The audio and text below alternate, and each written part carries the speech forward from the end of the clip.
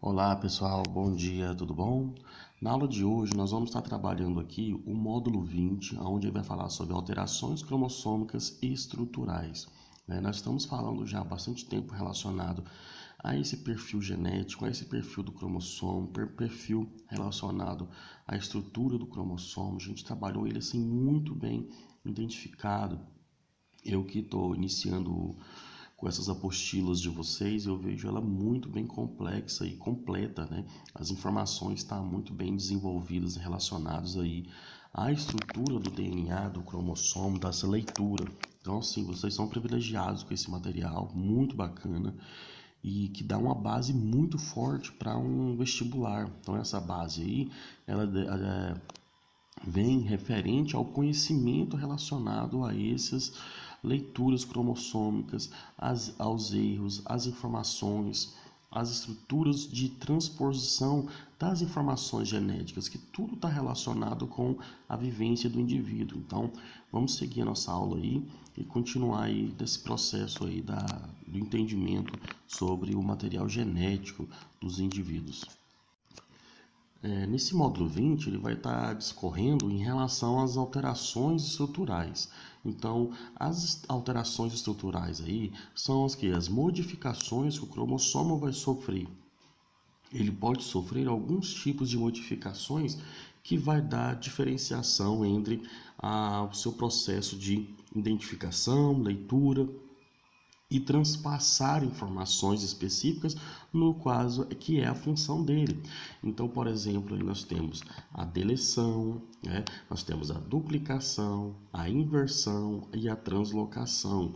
Ou seja, essas informações elas vão divergir em função da estrutura do cromossomo, ou seja, temos lá as aberrações cromossômicas, as alterações euploidiais, aneuploidiais, que nós já vimos na aula passada, e aqui ela vai ser o que? As estruturações relacionadas ao tipo de posicionamento que cada informação ela vai translocar no cromossomo. Então, o posicionamento dela tem que ser correto e normal, mas se houver algum tipo de alteração, ela pode gerar um erro, pode gerar a perda de um pedaço, ou a colocação dele em um local errado, ou a inversão de um pequeno pedaço, porque a informação ela vem através de genes. Genes são o quê?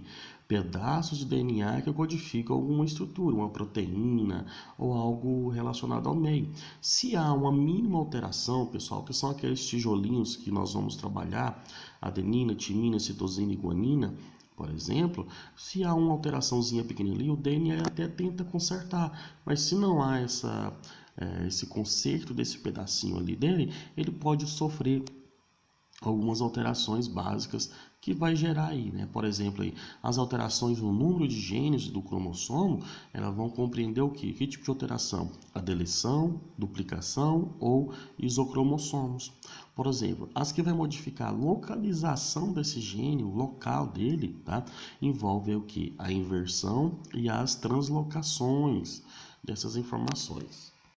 A deficiência ou deleção, vai ser o que? A perda de uma parte desse cromossomo, deleção, como se fosse uma deletação, uma perda de uma parte desse cromossomo. Então, ou seja, segundo essa posição, ou uma deficiência, ela pode ser terminal, desenvolver ali na letalidade daquele cromossomo, ou então, intercalar, vai intercalar as informações.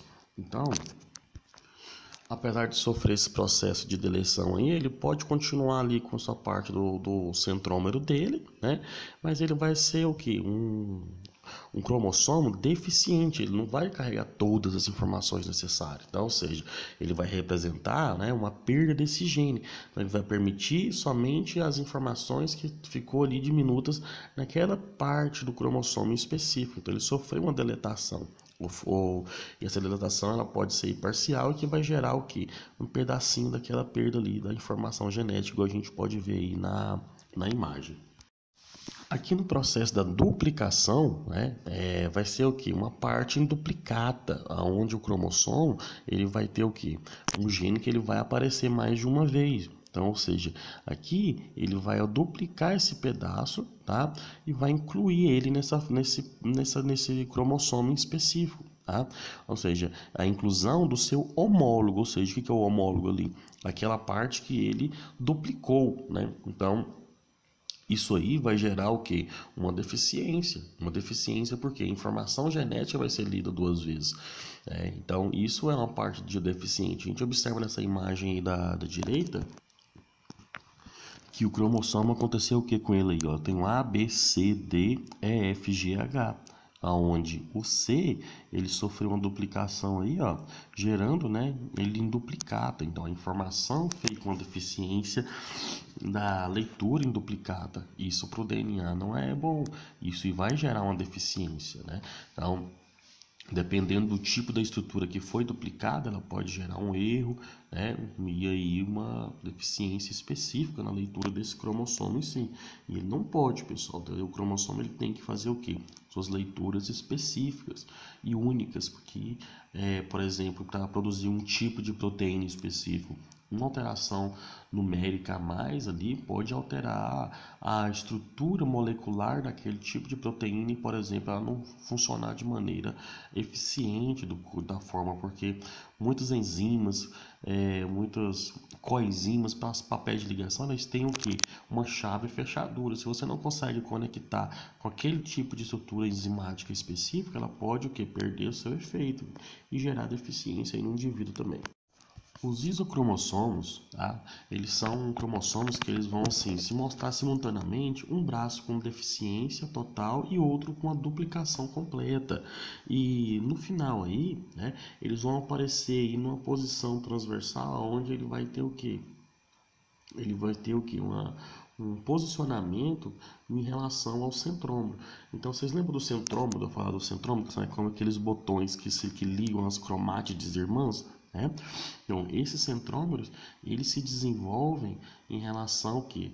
Da divisão, né, dos braços aí dos cromossomos. Então, aqui nos isocromossomos, eles vão apresentar o que? 3 partes funcionais em relação ao normal. Observa o cromossomo normal, né? Nessa imagem aí, desse branco e preto aí, a gente pode observar e depois o que? O posicionamento deles, né? Ele vai mudar esses posicionamentos aí nessa funcionalidade dos isocromossomos.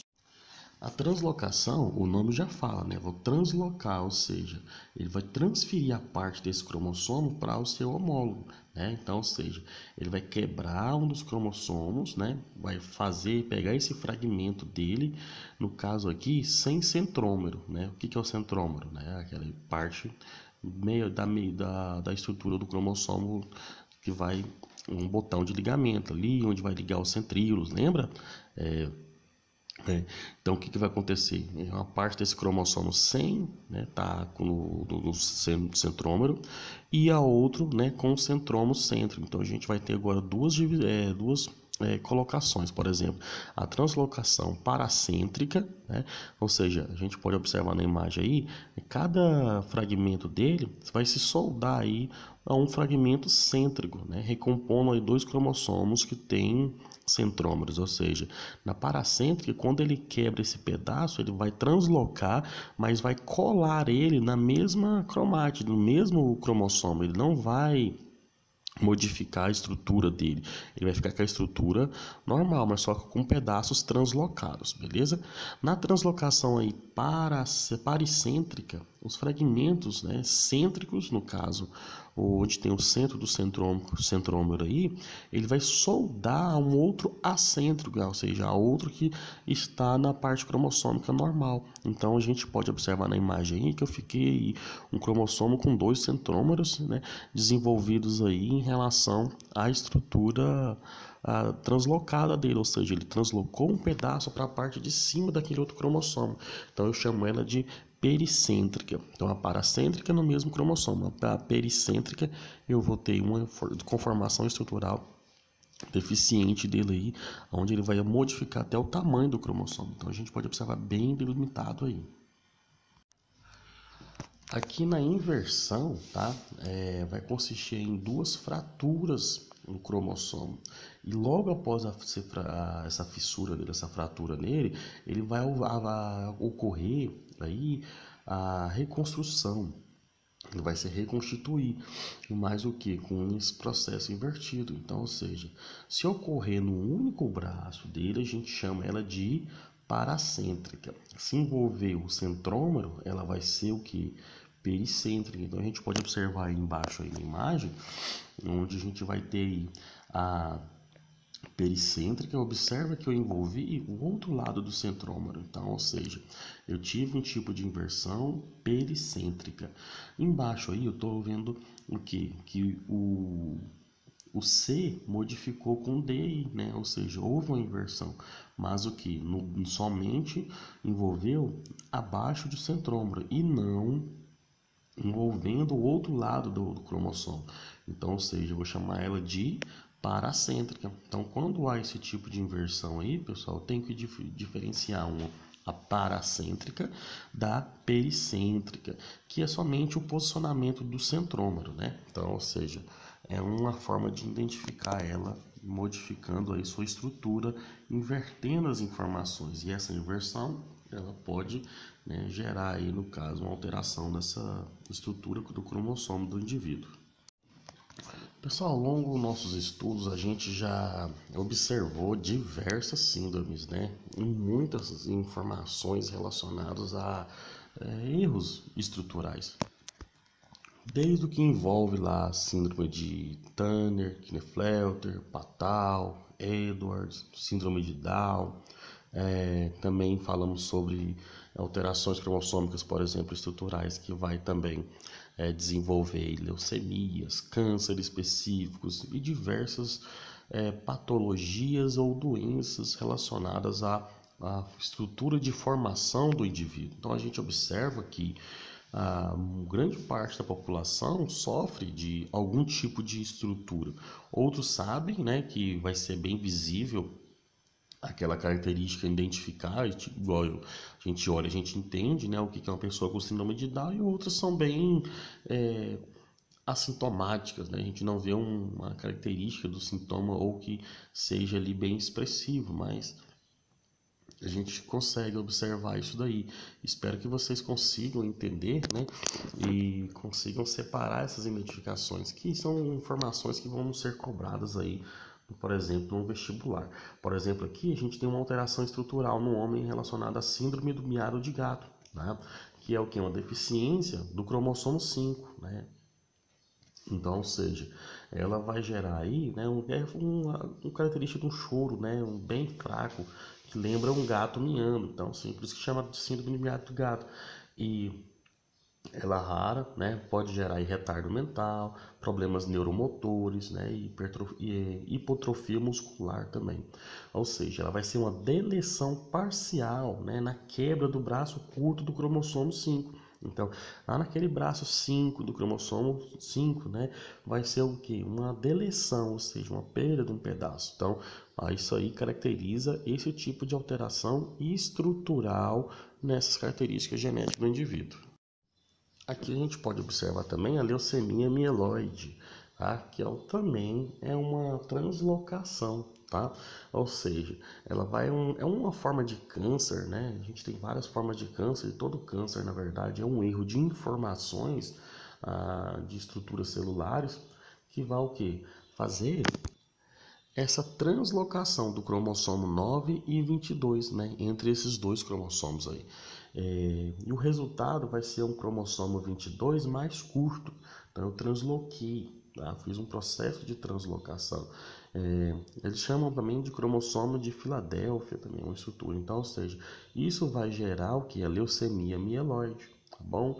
Uma deficiência aí na estruturação, gerando esse câncer, beleza? Então também é uma forma de translocação e estrutura relacionado ao cromossomo. Nós vamos ver depois no exercício, vai ser bem interessante você ver como que isso pode ser cobrado para você no vestibular, né? E aí a gente diferencia partes por partes. O exercício é bom que vai complementar isso daqui. a síndrome de Down também, pessoal. Então, o que vai ser a síndrome de Down, né? A trissomia do cromossomo 21. Mas tem alguns casos também de síndrome de Down, que é a translocação entre os cromossomos 14 e 21, né?